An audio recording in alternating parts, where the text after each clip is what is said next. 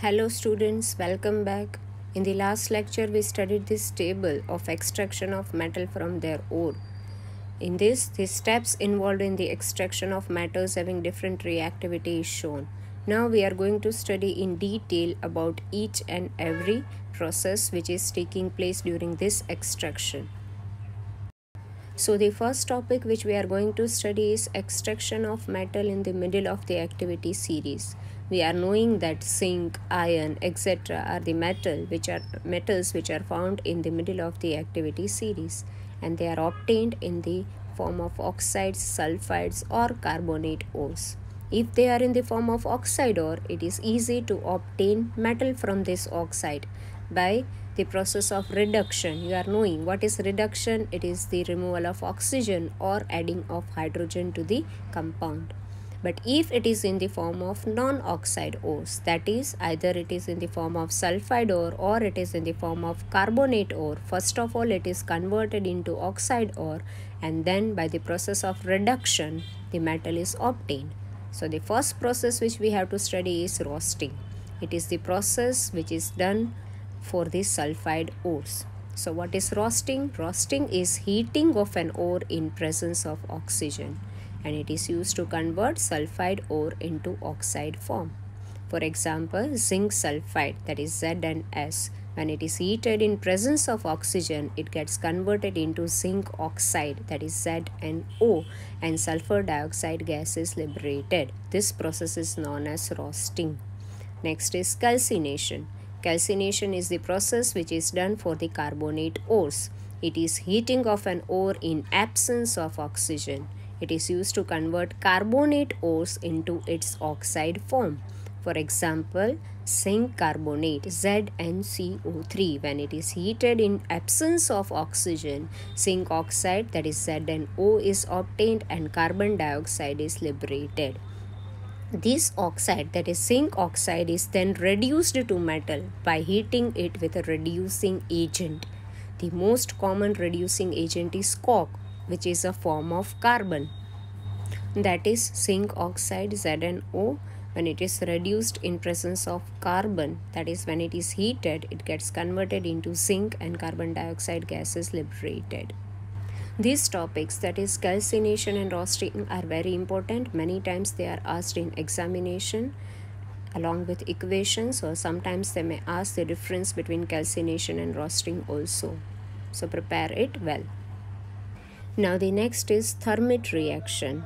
In the last topic, that is for the calcination process, we studied that for reducing some agents are used. So here sometimes reactive metals like calcium, sodium, aluminium are used as reducing agent to obtain metal from their oxides. For example, manganese dioxide MnO2, when it is reduced in presence of aluminium, it gets converted into manganese.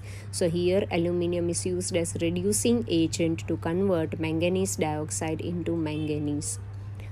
The reaction between metal oxide and aluminium is highly exothermic. Now what is exothermic reaction? You have already studied. Exothermic reactions are the reactions in which large amount of energy is released. So the reaction between metal oxides and aluminium is highly exothermic, and metals are obtained in their molten state. Molten state means in the melted form. Since large amount of heat energy is released, the metal is obtained in the molten state, and such reactions are known as Thermit reactions. The reaction between iron oxide and aluminium produces molten iron, that is iron in the melted form, and this reaction is used to join railway tracks, broken parts of machines, etc. We'll see the equation Fe2O3, that is iron oxide. When it is reacted with aluminium, iron is obtained and large amount of heat is also released. So this reaction is Thermit reaction.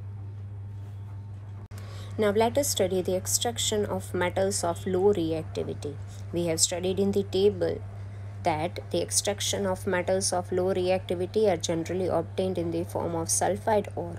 And if they are obtained in the form of sulfide ore, we know that the process of roasting is done to obtain metal from it. So let us see now. The metals which are in the low activity series can be reduced to the metals by heating it in presence of oxygen, and this process is known as roasting. We have already studied this. That is, roasting is a process in which ore is heated in presence of oxygen. Let us see the example. Mercury. Mercury is obtained from its ore. Cinnabar is the ore of mercury. By heating in presence of oxygen. When it is heated in presence of oxygen, first of all it gets converted into mercuric oxide, that is HgO, and then on further heating it is reduced to mercury. Here reducing agent is not used. So let us consider the equation. Cinnabar, that is HgS, when it is heated in presence of oxygen it gets converted into mercuric oxide, that is HgO. Now this HgO, that is mercury oxide, is again heated for the reduction and mercury is obtained. Another example given over here is copper. Copper is obtained from its sulfide ore by just heating it in presence of air. Now let us study how the extraction of highly reactive metals is done from their ores. Metals at the top of the activity series like potassium, sodium, calcium, aluminium, they cannot be obtained from their ore by simple heating or by heating with reducing agents, as we seen in the metals with less reactivity or in the middle of the reactivity. So the process which is used for highly reactive metal is electrolytic reduction of their molten chlorides. So first of all, they are obtained in the chloride form, and that also in the melted state, and then electrolytic process is done.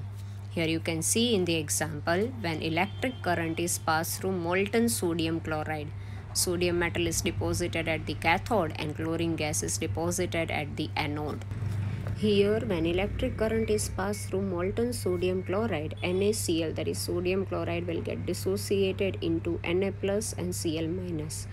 Sodium, that is Na plus ion, will get deposited at cathode. Cathode is the negatively charged electrode, and Cl minus, that is chloride ion, will get deposited at anode, which is the positive electrode of the cell, and this way sodium is obtained. The metals which are obtained from their ore by the processes which we studied are impure. So the next process is refining of metals. The removal of impurities from the metals to obtain pure metal is called refining of metals, and the most common method for refining of metal is electrolytic refining. So let us study this electrolytic refining. In this method, a block of impure metal is made the anode, a thin sheet of pure metal is made the cathode, and electrolyte is a salt solution of metal which is to be purified. Here you have to keep in mind that the metal which is to be purified should be there in the electrolytic solution. The impure rod of metal should be the anode, and the pure thin sheet of metal should be the cathode. Let us study with the example. In electrolytic refining of copper, a block of impure copper is made anode, thin sheet of pure copper is made cathode, and electrolyte solution is acidified copper sulfate solution. Now when the electric current is passed through the electrolyte, the pure metal from the anode dissolves into the electrolyte, and the same amount of pure metal from the electrolyte is deposited on the cathode, which means that when electric current is passed through acidified copper sulfate solution, pure copper will get dissolved in this electrolytic solution, and the same amount of copper from this solution will go to cathode, and the soluble impurities into this impurities will go into the solution, and the insoluble impurities will settle down at the bottom of the anode, and which is known as anodic mud. You might have seen car bodies, bridges, iron railings, and many other things made up of metals getting damaged, that is corroded. So let us see what is corrosion, why it is taking place, and which are the ways to prevent it. Corrosion is a damage caused to the metals due to reaction of metals with oxygen, moisture, carbon dioxide, etc. For example, rusting of iron, which is very common. That is a brown color coating formed over the iron, and this coating is formed due to oxygen and moisture. Another example is a green colored layer is formed over the vessels which are made up of copper, and that is due to carbon dioxide. A black colored layer is formed on things which are made up of silver, like ornaments or any other thing which is made up of silver, and that is due to its reaction with sulfur. Now let us try to understand that air and moisture are necessary for rusting of iron with an activity. Here you have to take 3 test tubes and mark it as 1, 2 and 3. Put iron nails in each of the test tube. Now in first test tube, put some anhydrous calcium chloride. It will absorb moisture content from it. Pour some boiled distilled water in second test tube. Also pour some oil over it to prevent air entering into the test tube. Now pour some water in test tube 3. Close all the 3 test tubes with the help of cork and leave them for few days. After a few days, you will see that the nail in the test tube 1 is not rusted. Why? Because it has only air, and water, that is moisture content, was absorbed by anhydrous calcium chloride. The nail in the test tube 2 is also not rusted. Why? Because it has only water, no air. Oil was there to prevent air.